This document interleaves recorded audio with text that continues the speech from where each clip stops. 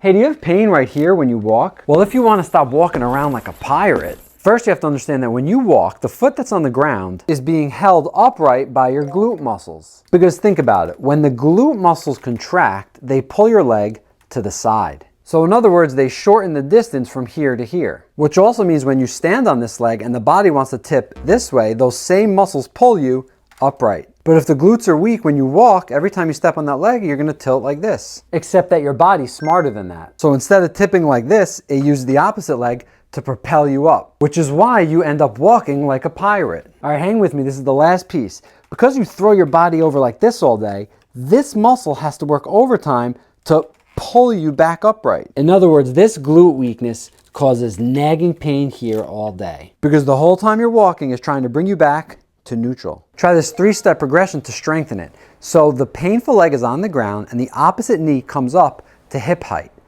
You can look in the mirror and make sure as you're doing this, you're as straight as possible through here.